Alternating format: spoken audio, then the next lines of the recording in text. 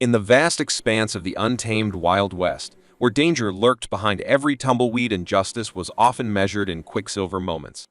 Meet a name that echoed through the canyons, a figure whose skill with a gun and enigmatic persona left an indelible mark on the pages of history.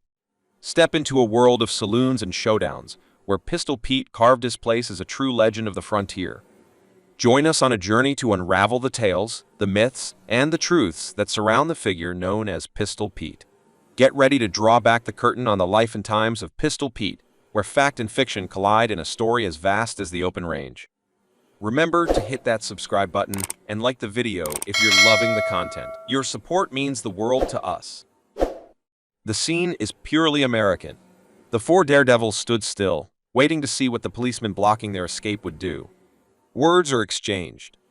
Suddenly, the lone cop shouted, "Fill your hands, you bastard!" as he lunged at the outlaws, firing a pistol while holding the reins of his horse in his mouth. This is the most famous scene in Charles Portis's 1968 novel True Grit. The quote and incident, however, is purely Pistol Pete, aka Frank Eaton, as recorded in his 1952 autobiography. Instead of a fat, one-eyed Marshal, it was a young Eaton. With long braided hair, the thief is held accountable. A meadow near Weber's Falls, Oklahoma. Born in Hartford, Connecticut in 1860, Frank Boardman Eaton would begin transforming into Pistol Pete at the age of 8. That's when the Ferber-Campsey gang went to the family farm in Kansas to call their dad. When eldest brother Eaton opened the door, they shot him in the moonlight. Mose Beeman, his father's friend and neighbor, is said to have told young Frank, "My son, let an old man's curse fall on you if you do not try to avenge your father." Beeman gives him his first gun, an old Navy revolver, and teaches him how to use it. 3 days after his father's funeral, Frank practiced using a gun, determined to get revenge. His mother remarried, and the family moved to a farm just south of present-day Bartlesville, Oklahoma, in the Cherokee Country. Frank, a teenager, began to build a reputation for his shooting skills in weekend competitions with the neighboring Cherokees. To improve his gun skills, he went to Fort Gibson.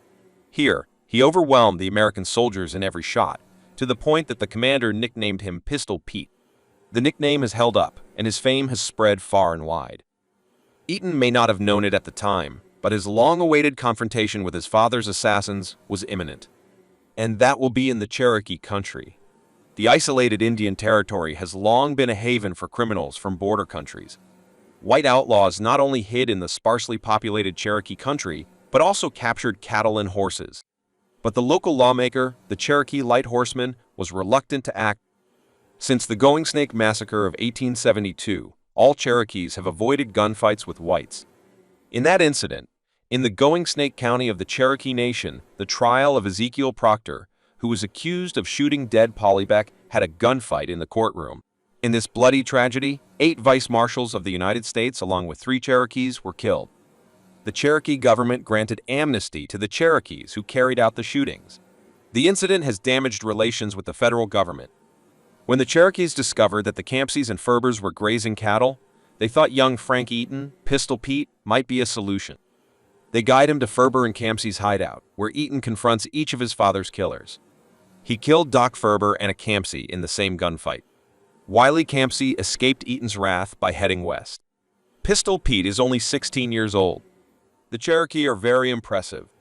Light Horse's famous Cherokee captain, Sam Sixkiller, adopted young Frank and taught him to read men. Pistol Pete begins a manhunt for Judge Isaac Parker, the hanging judge in Fort Smith, Arkansas. Records show him riding for Judge Parker, but his status is marked fuzzy.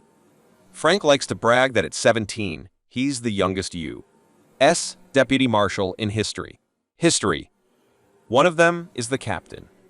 Eaton eventually became a cattle detective and began dating a woman named Jenny.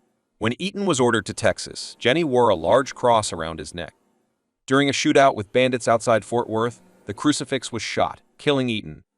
Rushing to propose, he discovered that Jenny had just died of pneumonia. Revenge overcame tragedy when it became known that Wiley Campsey owned a pub in Albuquerque, New Mexico. Eaton arrives there, and on one fateful night, he walks through the door of a pub to confront his father's ultimate assassin. Surrounded by 2 of his gunmen, Campsey stood in front of Pistol Pete and told the kid he was stupid. Eaton interrupted him, "I'm not here to talk." 5 shots rang out on the walls of the living room. 3 men lay on the sawdust floor, but only Eaton, badly wounded, was alive. The Wild West now has a saying that is hotter than Pete's guns, but the legendary figure is done with revenge. He owned a ranch during the Oklahoma landings in 1889, outside of Perkins, when he was 29 years old. He married twice and had 10 children before his death in 1958 at the age of 98.